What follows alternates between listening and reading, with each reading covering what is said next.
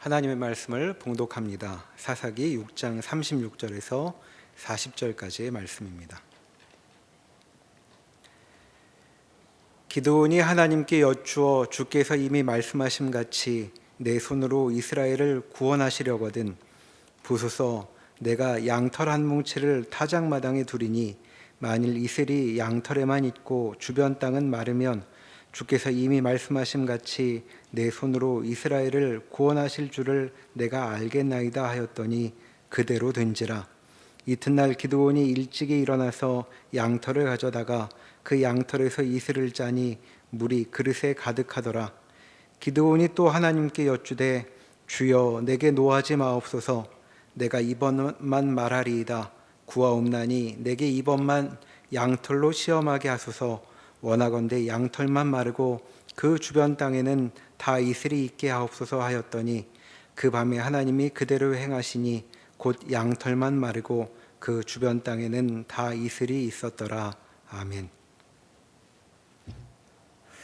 사사기 6장에는 드보라에 이어서 이제 기드온이라는 사람이 등장합니다. 여러분, 기드온 많이들 들어보신 이름 아닙니까? 사사였고 기드온과 300용사 이런 이름들로 많이 들어보셨을 겁니다.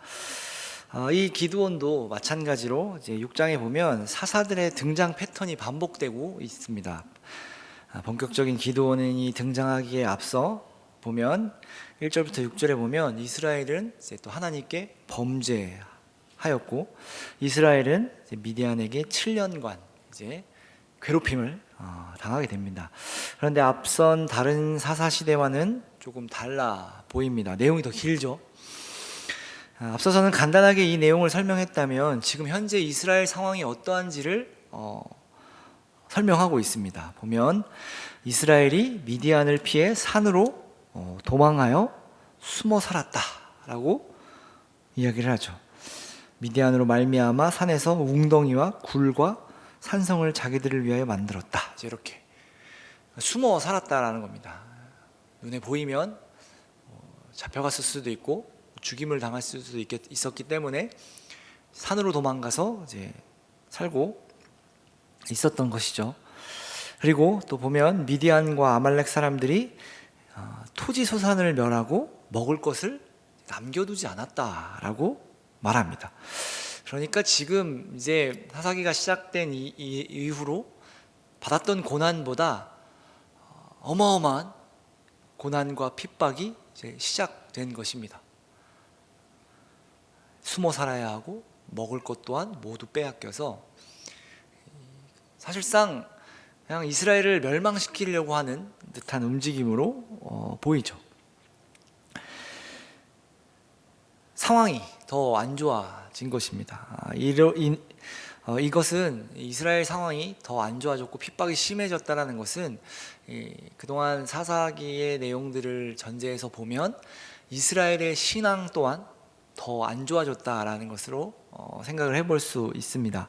이스라엘의 악이, 그러니까 이스라엘의 죄악이, 이스라엘의 범죄가 더 심하여졌기 때문에 더 큰 고난이 임했다라고 볼 수 있죠. 그러니까 앞서 계속 나누었던 것처럼 이스라엘의 상태는, 신앙은, 삶은 점점 피폐해져 가고 더 악해지고 더 나빠지고 있음을 이제 보여줍니다. 그래서 이제 6장 7절에 보면 이스라엘은 고통으로 말미암아 하나님을 찾습니다. 이스라엘이 이렇게 부르짖었을 때 갑자기 한 선지자가 등장합니다. 사실 사사기에서 선지자는 등장하지 않는데 이 기드온의 이야기에서 선지자가 등장합니다. 그 전까지는 하나님께서 사사를 부르시고 사사를 세우셔서 그 사사로 하여금 이스라엘을 다스리고 또 그 전쟁에 승리하게 하시는데 이번에는 선지자를 보내서 이야기하십니다. 그런데 이 선지자가 한 말들을 보면 8절부터 한번 제가 읽어드릴게요. 여호와께서 이스라엘 자손에게 한 선지자를 보내시니 그가 그들에게 이르되 여호와께서 이같이 말씀하시기를 이스라엘 하나님, 내가 너희를 애굽에서 인도하여 내며 너희를 그 종되었던 집에서 나오게 하여 애굽 사람의 손과 너희를 학대하는 모든 자의 손에서 너희를 건져내고 그들을 너희 앞에서 쫓아내고 그 땅을 너희에게 주었으며 내가 또 너희에게 이르기를 나는 너희의 하나님 여호와이니 너희가 거주하는 아모리 사람의 땅의 신들을 두려워하지 말라 하였으나 너희가 내 목소리를 듣지 아니하였느니라 하셨다 하니라. 좀 이상하지 않습니까? 뭐가 이상하냐면 이스라엘은 하나님을 찾으며 하나님께 도와달라고 부르짖습니다.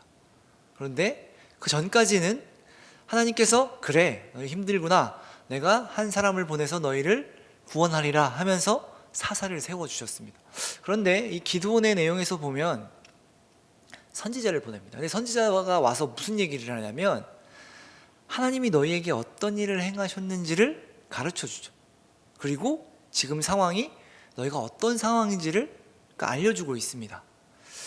보통 하나님을 찾고 하나님 도와주세요라고 했으면 선지자가 나와서 뭐 사사를 하나 선택을 하든지 혹은 이 드보라 때처럼 누군가 이 장군을 혹은 그 전쟁에 임할 사람을 세워서 하나님이 이렇게 명령하셨으니 하나님께서 이렇게 말씀하셨으니 가라 뭐 이렇게 할 수 있지 않겠습니까?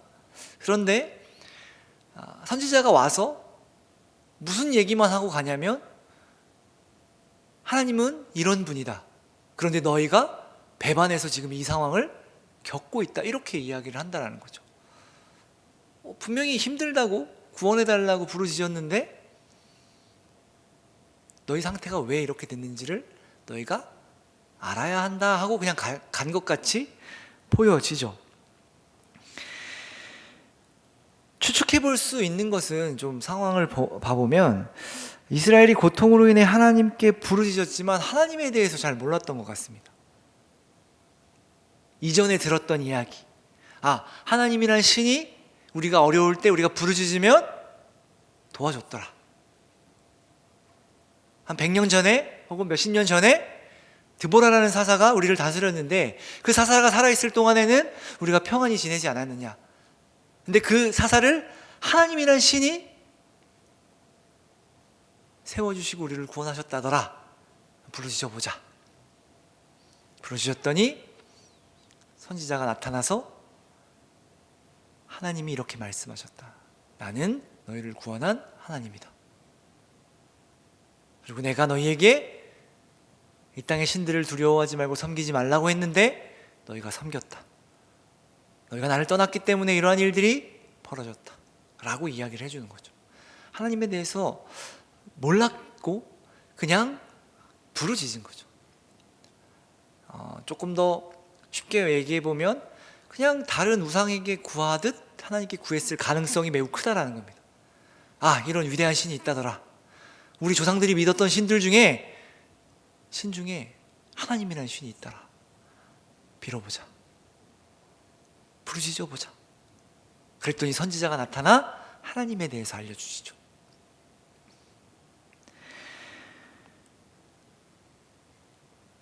또한 하나님에 대해서 모르니 하나님의 말씀에 또한 특별히 사사로 부르심을 받을 사람, 그 말씀에 순종할 사람이 없었을 거라 생각됩니다. 이러한 추측은 이제 기도원이 등장하면서 보면 조금 더 명확해지는 것 같습니다. 이어지는 말씀에 보면 이제 선지자로는 부족한지 하나님의 사자가 등장합니다. 11절에 여호와의 사자가 아비에셀 사람 요아스에게 속한 오브라에 이르러 상수리 나무 아래에 앉으니라. 마침 요아스의 아들 기드온이 미드안 사람에게 알리지 아니하려 하여 밀을 포도주 틀에서 타작하더니. 마침 여호와의 사자가 나타났는데 한 상수리 나무 밑에 있었는데 마침 기드온이 지나갔다라고 하죠. 우리가 충분히 예상해 볼 수 있는 것은 하나님의 사자가 기드온을 만나기 위해 간 거죠. 선지자로는 부족해서 하나님의 사자가 직접 나타나 기드온을 부르십니다. 기드온은 미디안 사람들을 피해 숨어 있었고 몰래 포도주를 타작하고 있었습니다. 그 여호와의 사자가 기드온에게 뭐라고 하냐면 12절에 보면 기드온에게 나타나 이르되 큰 용사여 여호와께서 너와 함께 계시도다 이렇게 얘기를 해요. 지금 기드온은 숨어 있고 몰래 포도주를 타작하고 있죠. 큰 용사라 말이 안 되는 겁니다. 기드온은 요즘 시대였으면 누가 우리에게 큰 용사라 그러면 뭐야 저 사람 이랬을 수도 있는 반응일 겁니다. 숨어 있고 뭔가 이 이스라엘을 위해서 혹은 그 자신들을 괴롭히는 대적자들 앞에서 숨어 있고 몰래 무언가를 하는 사람에게 큰 용사여, 하나님이 너와 함께 있다 라고 합니다. 그랬더니 기드온이 뭔가 저 사람이 범상치 않은 사람인 건 알았던 것 같아요. 오 나의 주여 라고 하면서 하나님이 나와 함께 하시는데, 함께 하시면 어찌하여 이 모든 일이 우리에게 일어났나이까. 또 우리 조상들이 일찍이 우리에게 이르기를 여호와께서 우리를 애굽에서 올라가게 하신 것이 아니냐 한 그 모든 이적이 어디 있나이까. 이제 여호와께서 우리를 버리사 미디안 손에 우리를 넘겨주셨나이다 라고 하죠. 하나님이 함께 하시는데 왜 우리가 이렇게 살아야 합니까? 정말로 하나님 살아계신 건 맞습니까? 함께 하시는 거 맞습니까? 내가 조상들에게 들었던 그 이야기들이 도대체 어디 있습니까? 하나님이 분명히 우리를 버리셨을 겁니다 라고 기드온이 이야기를 하죠. 그랬더니 14절에 보면 여호와께서 그를 향하여 이르시되 너는 가서 이 너의 힘으로 이스라엘을 미디안 손에서 구원하라. 내가 너를 보낸 것이 아니냐 하시니라. 이 말의 뉘앙스를 좀 잘 보면 여호와께서 이렇게 말씀을 하시죠. 너는 가서 이 너의 힘으로. 이게 뭘까요? 이 너의 힘. 그러니까 무언가 지금 이제 사사기에 이제 정확하게 내용들은 나오지 않지만 우리가 이 사사기 기드온의 이야기라고 생각을 하고 문학적인 어떤 좀 상상력과 좀 추측해 볼 수 있는 것을 추측을 해보자면 이 너의 힘 그리고 미디안 손에서 구원하라 내가 너를 보낸 것이 아니냐. 지금 기드온은 이 말로 보면 한번 보내심을 받았다라고 하는 것을 알 수 있을 것 같습니다. 내가 너를 보낸 것이 아니냐. 그런데 너 여기서 뭐하고 있느냐. 내가 너에게 힘을 주어 너를 보내지 않았느냐 라고 하는 것 같이 보이죠. 내가 너에게 준 이 힘으로 이스라엘을 구원하라. 내가 너를 보낸 것이 아니냐. 그랬더니 기드온이 이렇게 얘기를 하죠. 저는 너무나도 작은 자입니다. 저는 못합니다. 나는 부족해서 못합니다 라고 이야기를 합니다. 내가 무엇으로 이스라엘을 구원합니까? 나는 작은 사람입니다. 하나님은 계속해서 이어지는 말씀에 보면 내가 너와 함께 하겠다라고 이야기를 합니다. 그랬더니 기드온은 이에 표징을 보여달라고 합니다. 표징. 그래서 나와 말씀하시니가 주 되시는 표징을 달라고 하죠. 그 앞에 추측했던 것들이 다 맞아 떨어지는 것 같습니다. 기드온은 하나님께 부르심을 받았지만 의심하고 있었고 못한다고 하고 있었고 하나님이 우리를 버렸으니 나도 뭘 못하겠다. 상황을 보며 그렇게 판단했던 거죠. 하나님이 함께 하는 것으로는 움직일 수 없다. 하나님이 어떤 분이신지 얼마나 큰 능력이신지 진짜로 우리를 구원하실 이인지 표징이 필요하다라고 이야기를 합니다. 말로는 내가 믿을 수 없습니다. 이제 이렇게 이야기하는 것이죠. 그래서 예물을 드릴 테니 잠깐만 기다려달라고 합니다. 그래서 기드온이 예물을 갖고 오죠. 무교병, 고기, 국을 가지고 옵니다. 하나님의 사자가 이렇게 얘기를 해요. 무교병과 고기를 가져와서 바위에 놓고 그 국을 뿌려라. 그러니까 이제 젖은 상태가 되는 거죠. 기드온이 그렇게 했더니 여호와의 사자가 지팡이를 내밀어 끝에 대니 불이 바위에서 나와 고기와 무교병을 태우게 됩니다. 그러니까 이미 물이 묻은 상태, 젖은 게 묻은 상태니까 더 불이 붙기 어려운데 기적으로 붙게 된 거죠. 그러니까 확실한 기적이라는 거예요. 뭔가 날이 더워서 돌이 뜨거워서 운이 좋게 불이 붙은 게 아니라 실제로 기적이었다라는 것을 이제 나타내는 겁니다. 그리고는 여호와의 사자가 사라집니다. 그래서 이에 기드온은 뭐라고 하냐면 그가 여호와의 사자인 줄을 알고 이르되 슬프도소이다. 주 여호와여 내가 여호와의 사자를 대면하여 보았나이다. 이제 이렇게 합니다. 기드온은 하나님의 사자를 보았으니 자기가 죽을 거라고 생각했던 것 같아요. 진짜인데 내가 믿지 못했구나. 그동안의 의심이 확신이 됐죠. 저 사람이 진짜 혹은 저 사람이 하나님이 보내신 이가 맞는가? 혹은 정말로 하나님의 사자가 맞는가? 의심하고 있었지만 그 기적을 본 순간 아, 하나님의 사자가 맞구나 라는 확신이 생기죠. 그런데 이 확신은 하나님에 대한 믿음의 확신이 아니었습니다. 하나님이 주 되시는 표징을 보았는데 정말로 자신에게 찾아오신 분이 하나님인 줄을 확신함과 동시에 불안함과 두려움이 생겼죠. 자신이 죽게 될까 봐. 저분이 하나님의 사자가 맞다면 나는 죽을 거다. 사실 이미 지금 기드온이 하는 행동들을 보면 본인이 요구한 거 아니겠습니까? 보여주십시오. 내가 못 믿겠습니다. 그럼 이 정도 상황이라면 제가 의심해서 죄송합니다 하나님, 이게 좀 엎드려야 되지 않았을까요? 바싹 엎드려서 하나님, 제가 죽을 죄인입니다. 하나님의 사자를 못 알아봤습니다. 이제 이렇게 하고 하나님, 내가 하나님의 보내심에 순종하여 가겠습니다 이래야 되는데 그렇게를 안 하죠. 그냥 첫 반응이 하나님의 사자를 보았으니 내가 죽을 거다라는 두려움이었습니다. 이에 하나님은 안심하라, 두려워하지 말라, 죽지 않을 것이다 이렇게 말씀을 하시죠. 이에 기드온은 하나님을 위하여 제단을 쌓고 여호와 살롬, 여기 살롬이라고 나오는데 살롬이라고 말합니다. 여호와는 평강이라. 우리가 흔히 여호와 샬롬이라고 말하는 그 뜻입니다.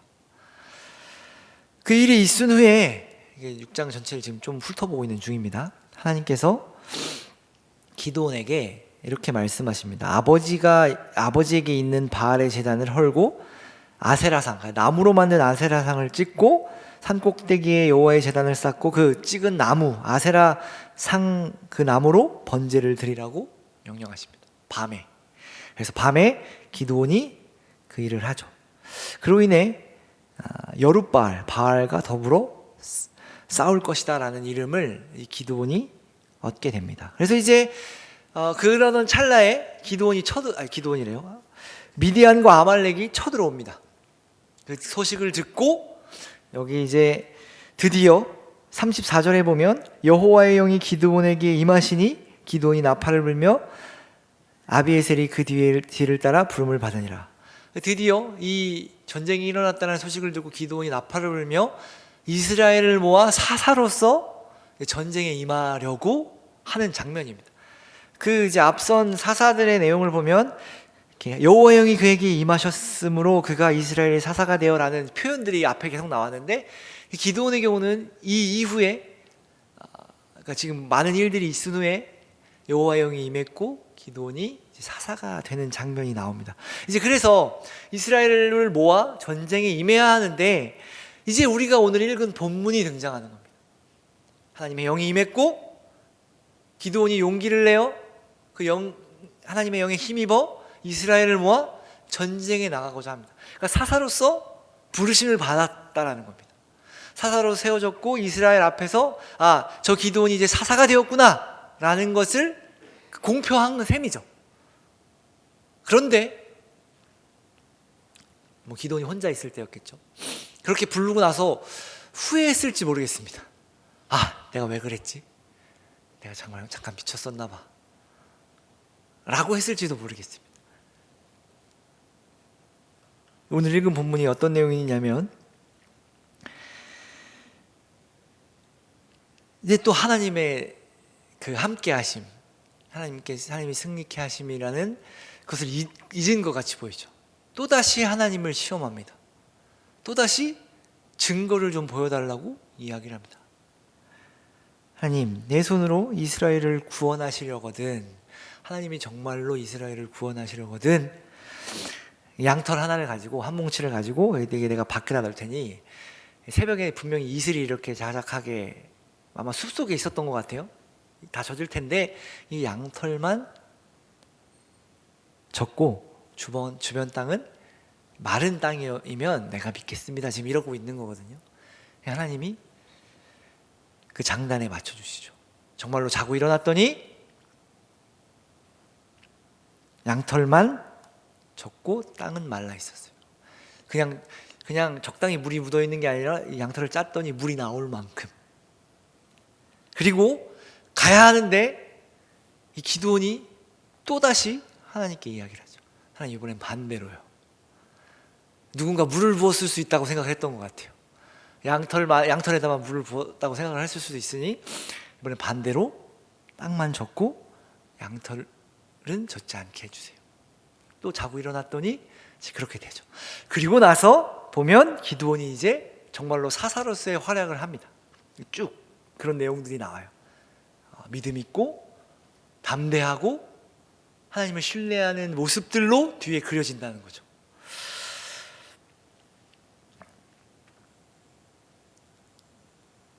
사실 말이 안 되지 않습니까, 여러분?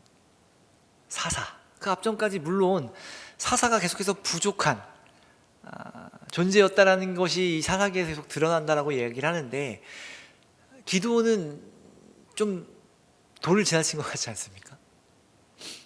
앞서 에훗은 왼손잡이였고, 왼손잡이라는 게 이제 좀 몸에 불편함, 어려움이 있었고 외팔이었을 가능성이 높다라는 얘기도 했었는데, 이렇게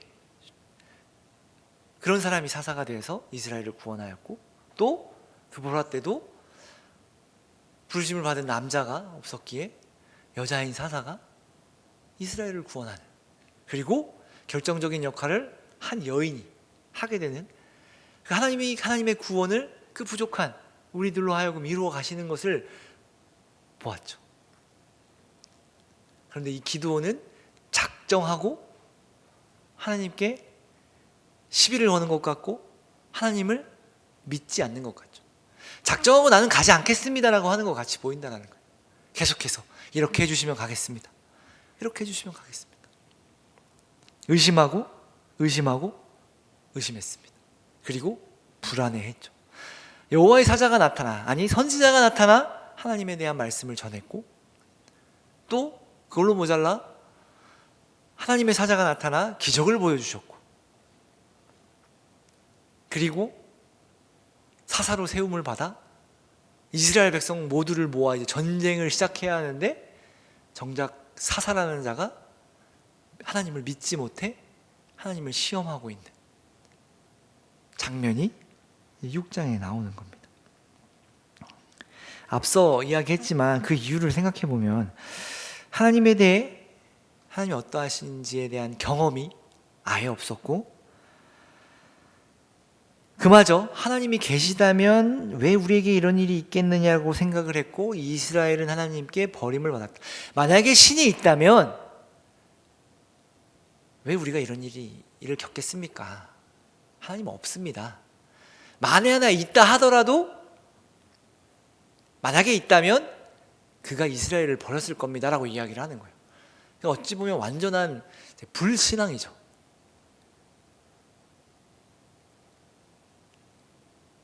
아예 모든 걸 차단하는 거 아니겠습니까? 하나님이 계시다면 어떻게 이런 일이 벌어집니까? 만약에 당신 말이 진짜여서 하나님이 계시다면 우리와는 상관없는 하나님일 겁니다, 이렇게 이야기를 하는 거예요. 나는 버렸을 겁니다. 우리를 버린 하나님일 겁니다. 그런 하나님을 우리가 왜 섬겨야 합니까? 그런 하나님을 왜 믿어야 합니까? 라고 사실상 말하고 있는 것이죠.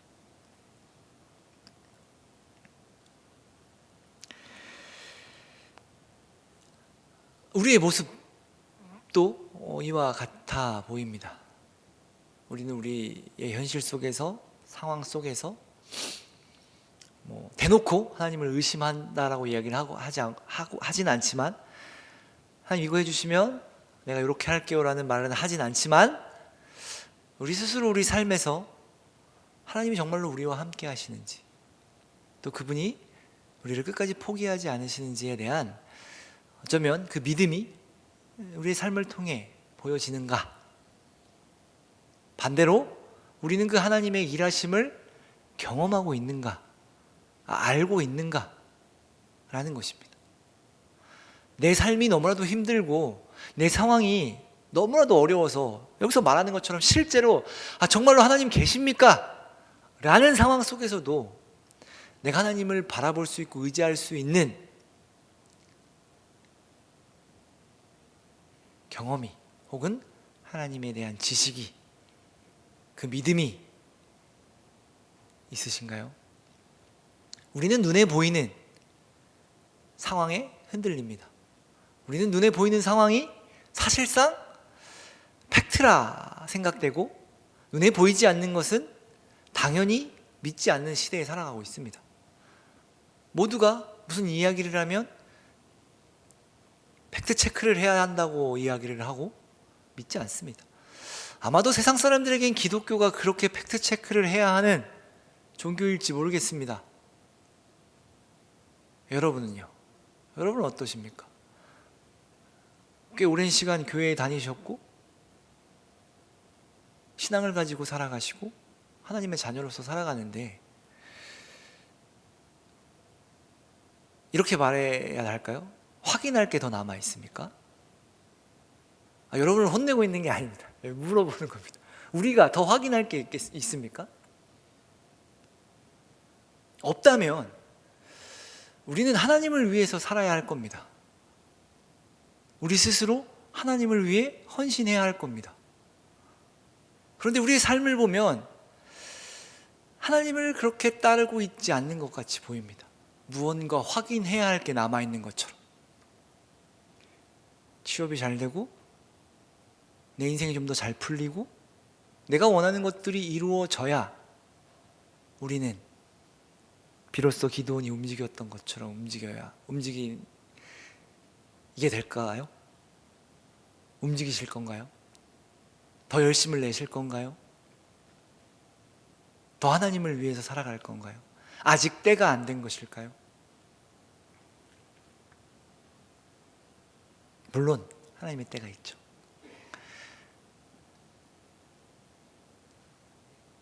이렇게 질문을 드리고 이 기도원의 상황을 보면 하나님도 이제 여기서 끝나면 우리 너무 암울해지지 않겠습니까? 이런 나 같은 사람이 하나님을 믿어도 되는가? 나는 뭘 기다리고 있지? 내가 하나님께 헌신하지 못해서 어떻게 살아야 되지? 뭐 이런 걱정들이 있겠지만 여기서 끝나는 것이 아니라 하나님은 기도원을 기다려 주셨죠. 언제까지 기다려 주셨냐면 모든 의심이라고 이야기할 수 있을지 모르겠지만 모든 의심이 거칠 때까지 기다려 주셨습니다. 그냥 기다리신 것이 아니라 하나님이 하나님 되심을 그 증거들을 보여주심으로 기다려 주셨죠. 그 모든 의심을 하나씩 제거해 주십니다. 사실 이 6장의 말씀은 기도원을 사사로 만드시는 과정을 보여주고 있습니다. 하나님이 세워가시죠. 그러니까 사실상 이렇게 딱 잘라놓고 보면 이 앞선 사사들은 하나님이 키우시지 않아도 될 만한 사람들이었을지 모르겠습니다. 그런데 지금 이제 기도원까지 와서는 하나님이 역사하시고 일하시고 그를 만드시고 세워야만 사사를 할 수 있는 이스라엘의 상태가 된 거죠. 그래도 이전까지는 하나님의 말씀이 임했을 때 반응할 만한 사람이 있었다면 지금은 아예 없었다라는 겁니다. 그러니 하나님이 어떻게 하시냐면 기드온이라는 자를 부르셔서 사사로서 만들어 가신다라는 거예요. 그 만드시는 일하심, 그 만드심, 하나님의 계획, 이끄심을 사실상 여기서 여호와 살롬이라고 부르는 거예요. 여호와는 평강이라, 하나님은 평강이라, 하나님은 평안이다. 이게 무슨 뜻인가요? 그냥 하나님 우리에게 평안을 주시는구나가 아니라 우리의 부족함, 우리의 나약함, 우리의 의심, 그걸 벌하지 않으시고 우리를 만들어 가신다. 참으시고 평강의 하나님이 우리에게 평안을 주심과 동시에 하나님 또한 그 죄를 심판하지 않으시고 분노하지 않으시고 화를 내지 않으시고 평안하시다 라는 겁니다. 그러니까 하나님의 평안, 그 평안이 우리에게만 있는 평안이 아니라 여러분 생각해 보면 하나님은 죄를 심판하십니다. 그렇죠? 하나님은 죄를 심판하셔서 죄인인 사람이 하나님을 만나면 죽어야 합니다. 그게 하나님의 성품입니다. 하나님은 그러니까 저절로 되는 거죠. 죄인인 하나님이 보면 죽어버릴 수밖에 없는. 그런데 죽지 않죠. 이 앞서 보면 기드온은 하나님을 믿지 않았고 의심했습니다. 이것만큼 큰 죄가 어디 있습니까? 그런데 하나님을 만났음에도 죽지 않았어요. 그러니까 하나님은 평강이시다. 하나님이 나를 위해 참아주셨다. 하나님이 지금 평안하시구나, 평강을 누리시고 계시는구나 라고 고백하는 거예요. 그러니까 우리를 위해 참으시는 거죠. 우리를 위해 평안을 누리시는 거예요. 이것이 더 나아가 안식의 개념과 이어지는 겁니다. 하나님이 안식하셨다. 죄를 심판하지 않으시고 우리와 함께 하시기 위해 하나님이 쉬신다. 하나님이 죄를 심판하시는 일을 하셔야 하는데 우리를 두고 그 일을 하지 않으시고 안식하신다. 쉬신다. 이제 그걸 바꿔서 말하면 용서하신다. 우리에게 죄를 묻지 않으신다. 우리를 구원하신다. 우리와 함께 하신다가 되는 겁니다. 하나님은 기드온의 인생 가운데 함께 하십니다. 숱한 의심과 불신앙 그 모든 것을 평안으로 대체하셔서 이끌어 가신다라는 겁니다. 사실 하나님의 입장에선 다른 사람을 세우면 끝입니다. 그만입니다. 좀 과격하게 이야기하면 저딴 식으로 하는데 이딴 식으로 하는데 굳이 기드온을 불러서 사사로 세울 필요가 없다는 겁니다. 물론 그만큼 사람이 없었다라는 것으로도 생각해 볼 수 있지만 하나님 편에서는 그렇다는 겁니다. 굳이 저렇게 의심하는 끝까지 그래 자 이제 내가 하나님의 영이 임해서 사사로 세움을 받았고 이스라엘을 이끌고 나가야 하는 어쩌면 뭐 바로 전날까지는 아니겠지만 좀 극적인 상황을 만들어 보자면 바로 전날 아니 출정하는 뭐 3일 정도는 지나야겠죠. 3일 전날 하나님 아무리 내가 봐도 생각해 봐도 정말로 하나님이 이스라엘을 구원하시려면 이 양털 좀 제가 하나님이었으면 한숨부터 더 쉬었을 것 같아요. 또 내가 얼마나 더 해줘야 되는데 그래 알았다 라고 했을 것 같아요. 했죠. 자 가자 하나님 한 번만 더. 이게 누가 와서 물 부었을 수도 있잖아요. 반대로 한번 해주세요. 바로 사실 이 손이 나가야 되는데 하나님은 그렇게 해주시죠. 하나님이 우리를 그렇게 인도하신다는 거예요. 그러니까 우리는 어쩌면 하나님의 인도하심을 너무나도 좁게 생각하고 있어요. 하나님의 사랑을, 하나님의 은혜를, 하나님의 평강을 너무나도 작게 생각한다고요. 우리는 그 손을 피하려고 애를 쓰는 것 같아요. 하나님이 나를 벌하시면 어떡하지? 내가 이렇게 하면 하나님이 나를 버리시면 어떡하지? 하나님은 어쩌면 계속해서 우리의 요구들을, 우리의 의심들을 걷어주시는 거죠. 물론 우리가 이걸 보면서도 기도니 참 맞을 짓을 하는구나라고 생각했듯이 우리가 계속 그런다면 우리 또한 맞을 짓을 하는 거겠죠. 하나님이 우리를 포기하지 않으시지만 하나님이 우리를 자라게 하시고 성숙하게 하시고 이끌어 가신다면 그에 합당한 반응을 해야 하는 것이죠. 서두에 말했던 것처럼 하나님이 얼마나 더 해줘야 가게 될까요? 이걸 안다면 우리가 먼저 가야겠죠. 가면서 기억해야 할 것은 잘하고 못하고가 중요한 것이 아니다 라는 겁니다. 여러분 이제 가시겠습니까? 아니면 하나님이 더 해주시기를 기다리고 계십니까? 여러분 어떻게 살아가고 싶으십니까? 하나님의 평강이 여러분에게 있습니다. 하나님의 평안이 여러분 가운데 있습니다. 두려움과 의심 그 모든 것을 이기고도 남을 하나님의 평강이 여러분에게 있다는 겁니다. 하나님이 함께 하시잖아요. 우리의 인생이 어떠해야 할지를 여러분 스스로 고민해 보셨으면 좋겠습니다. 방금 나눴던 것처럼 혹시나 내가 무언가 하나님이 더 이루어 주시기를 기다리고 있지는 않은지, 내가 지금 주저하고 있는 이유가 뭔지, 하나님의 뜻대로 더 나아가지 못하고 있는 것이 무엇인지 여러분 한번 돌아보셨으면 좋겠습니다. 그래서 이 말씀을 듣고 이 말씀을 근거해서 하나님이 우리와 함께 하시는구나, 하나님은 끝까지 우리를 포기하지 않으시는구나, 우리가 의심해도, 우리가 하나님을 의심해도, 반대로 말하면 우리 가운데 불신앙이 있어도, 사실 불신앙은 죽음 아닙니까?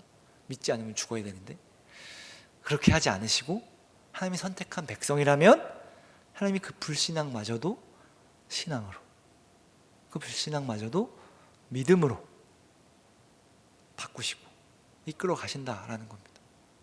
그런 하나님이 우리와 함께 하십니다.